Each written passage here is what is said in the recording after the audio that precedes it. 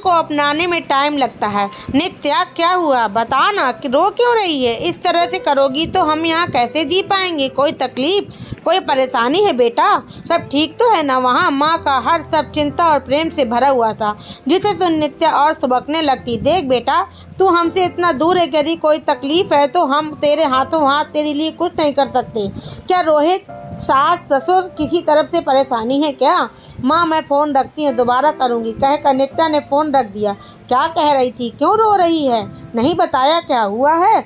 इस तरह कैसे चलेगा? कहीं उन लोगों का व्यवहार उसके साथ या रोहित ने कोई कमी, या मेरी बेटी को कोई तकलीफ नहीं होनी चाहिए, वरना मैं इन लोगों को छोड़ूंगा नहीं। आप भी ना एकदम से गुस्सा हो जाते हैं, यही आदत उसमें भी है।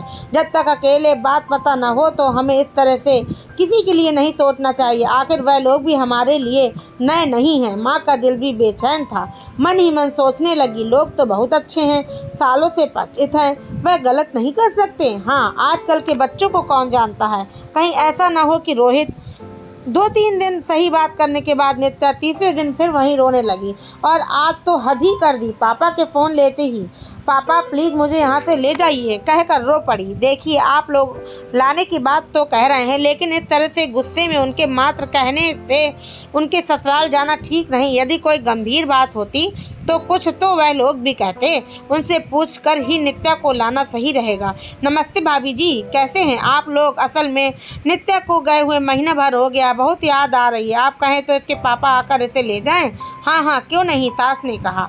दोनों की बात सुनकर रोहित ने फ़ोन ले लिया। मम्मी जी, पापा की तबीयत तो खराब थी ना, नित्या ने बताया था कि वह मिलने जाना चाहती है। आप चिंता न करें, मैं आकर नित्या को छोड़ जाऊंगा।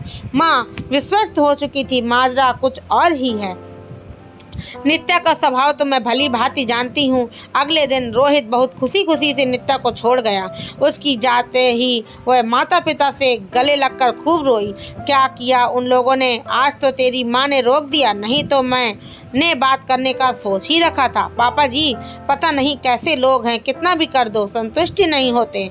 मम्मी जी को तो हर बात में निर्देश देना है। मैं अपनी तरफ से कुछ भी करना चाहूँ तो किसी को गवारा नहीं। मुझे वहाँ बिल्कुल भी अच्छा नहीं लगता। मुझे पता नहीं यह लोग मेरे कभी बन भी पाएंगे या नहीं। तूने उनको खुश रखने का ठेका ले थोड़े ही लिया है। गलत का विरोध करना तो आना ही चाहिए। अपने लिए खुद नहीं लड़ोगी तो कैसे जियोगी? क्या एक दिन इस तरह हार कर रोने बैठ जाओगी? यह सोचकर पढ़ाई की थी? तुम्हारी मम्मी ने हमेशा यही कहा, गलत मत रहो। माँ दूर खड़ी बाप बेटी का संवाद सुन रही थी, मन ही मन मुस्कुरा कर बोली, दोनों एक से हैं, जरा भी धैर्य नहीं। 2 दिन में क्या वह मज़े से रही जितना बेफिक्र पहले रहती थी। आज मन भारी था। कल रोहित उसे ले जाने आ गया। रात को सोते हुए माँ ने बड़े प्यार से पूछा, क्या वह लोग तुझे प्यार नहीं करते?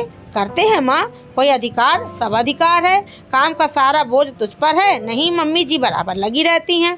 और रोहित व्यस्त रहता होगा, घुमाने फिराने नहीं ले जाता होगा। या आजकल के लड़के बस खुद के लिए जीना जानते हैं, शादी से पहले जैसे होते हैं वही आवारागर्दी बाद में भी। नहीं नहीं, वह तो ऐसे नहीं हैं, बहुत अच्छे हैं, बहुत केयर करते हैं। अच्छा फिर क्या बात है?